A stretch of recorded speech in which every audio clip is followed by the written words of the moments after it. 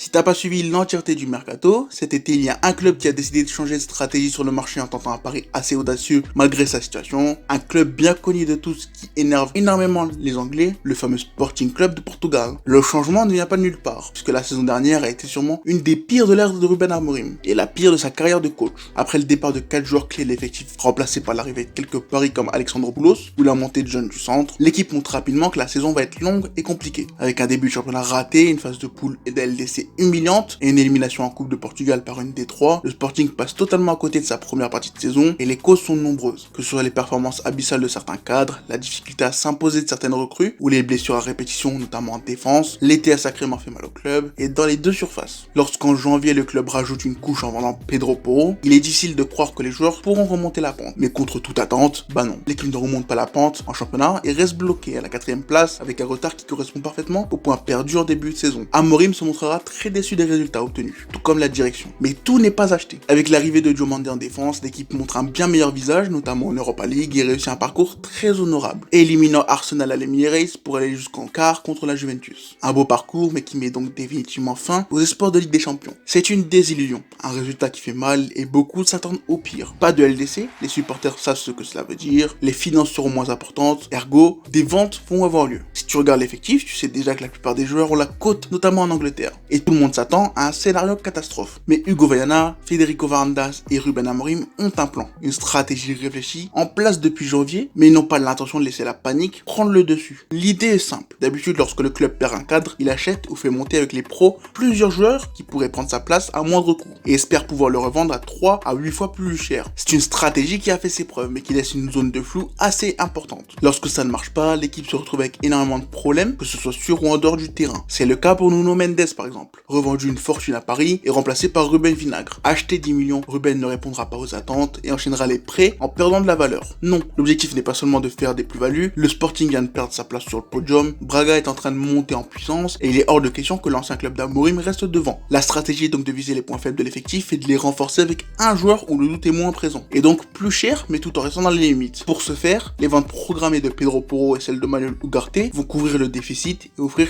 une belle marge de manœuvre sur le marché. La première cible de ces stratégies est l'attaque. Paulinho a clairement du mal à répondre aux attentes. Toute la saison, ce sont Chermiti et Marcus Edwards qui ont dû lui prêter main forte, mais ça ne peut pas durer une année de plus. Pour le concurrencer, pour l'aider dans sa tâche, le club décide d'agir en allant chercher sur le marché un attaquant assez connu en Angleterre, Victor Gyökeres. Avec le buteur suédois, Hugo Viana réussit à montrer qu'un club du championnat portugais peut rivaliser avec des équipes de première ligue. Victor est convaincu par le projet, Coventry qui n'a pas réussi à obtenir la montée accepte de le vendre, et c'est un choc pour l'Angleterre. Il est un monstre physique qui colle au jeu d'Amorim, offrant un vrai appui aérien, tout en étant une menace constante pour la défense adverse par sa vitesse, sa capacité à attaquer la profondeur et son instinct de buteur. Il enlève un sacré poids des épaules de Paulinho, et si Gyökeres réussit ses débuts parfaitement, Paulinho aussi, avec 4 buts en 4 matchs. J'étais aigu, hein. Soit à un seul but de son total de l'an dernier. Alors que l'Europe s'arrache chaque numéro 9 intéressant qui passe sous son radar, Gyökeres, bien que suivi par quelques clubs, est passé sous le nez des grands. Une sacrée réussite, mais ce n'est pas la seule. La seconde cible de cette stratégie est le milieu. En perdant Ugarte, l'effectif se retrouve sur son 6, sur son meilleur milieu, et pour le remplacer, le Sporting décide là aussi d'agir sur le marché en allant chercher Morten Hjulmand. Assez bizarrement, je ne le connaissais pas, pourtant énormément de clubs le suivaient. Pendant que Liverpool force pour Tchouaméni et se casse les dents sur Lavia, Hugo Viana a réussi un nouveau coup en sécurisant un remplaçant qui correspond parfaitement au trou laissé par Ugarte. En passant d'une équipe dominée comme Lecce à une équipe dominante comme le Sporting, il aura encore plus de chances de montrer certaines qualités comme son jeu de passe ou sa finition. Pour finir, le club terminera son mercato en réglant une bonne fois pour toutes son problème sur le côté droit, en allant chercher un latéral droit pisté par le FC Barcelone et Dortmund. Deco voulait absolument signer Fresneda. Il est jeune, il est complet, il est prometteur. Ses défauts comme son positionnement lors des retours défensifs sont corrigeables, mais en interne, il n'a pas été écouté. Cette fenêtre a donc permis à la direction sportive du Sporting de montrer tout son talent. Un travail de recherche exceptionnel. Les joueurs achetés ne sont pas des paris comme le Sporting à l'habitude, ils sont les solutions aux problèmes. Et grâce à leur arrivée, l'équipe est déjà bien meilleure. Les investissements sont peu nombreux. Avec la levée de l'option de l'achat de Trincao, ils sont au nombre de 4. Ils représentent le même budget que les 12 arrivées de l'été précédent. Le Suédois et le Danois sont des investissements records, les plus grosses dépenses de l'histoire du club, et cela montre que les objectifs de cette saison sont clairement plus élevés que l'an dernier. C'est un changement important dans la dynamique du club. Cela relance un cycle pour l'effectif, mais ce n'est pas un pari aussi risqué que ce que les gens pensent, en tout cas sur le plan financier. J'ai déjà parlé des ventes de Pedro Porro et Ugarte, mais ce ne sont pas les seuls. Pour relancer un cycle, il ne faut pas seulement des arrivées, il faut des départs, et Amorim a clairement mis en place un ménage dans son effectif. Chermiti par exemple aurait pu rester, mais sa vente est un sacrifice ce qui convient à toutes les parties. Youssef a grandi avec le Sporting, sa première saison en pro est intéressante, mais avec Victor, son envie d'obtenir plus de temps de jeu cette saison, a rencontré un mur. À Everton, il aura plus de pression, moins d'accompagnement puisque le club est dans une situation difficile, mais il aura plus de temps de jeu. Dans le même temps, le Sporting libère une place pour Rodrigo Ribeiro dans le futur, obtient 12 millions d'euros et un pourcentage sur la revente. C'est ce genre de deal qui a permis au club d'être aussi dépensier sans problème. D'ailleurs, quelques options de ce genre ont été levées cet été, comme avec Matheus Nunes à City. Et on en aurait pu avoir d'autres si le transfert de Palinha n'avait pas capoté. Que ce soit via des ventes, des départs libres ou prêts avec option d'achat, Amorim a obtenu un grand ménage qui, je pense, doit beaucoup lui faire plaisir. Ces 3 gros points faibles ont été gérés avec 3 recrues qui, en plus de répondre à une problématique, offrent une certaine flexibilité à son effectif. Le petit prodige Daniel Bragança, absent depuis plus d'1 an, est en fin de retour de sa grosse blessure. Et enfin, pas mal de jeunes du centre comme Eduardo Quaresma, qui avait été écarté après une bonne fin de saison il y a 2 ans. Dario Esugo, Jenny Catamo et Afonso Moreira se voient ouvrir une porte du groupe professionnel par un coach qui les voit comme des vraies solutions au cours de la saison. Alors que tout le monde tirait la sonnette d'alarme, la direction avait déjà un plan établi, réfléchi, et aujourd'hui, le Sporting est prêt à retrouver le podium du championnat. Le tout avec une stratégie intéressante, surtout en gardant ses meilleurs joueurs. Mieux encore, 3 d'entre eux ont déjà prolongé d'une saison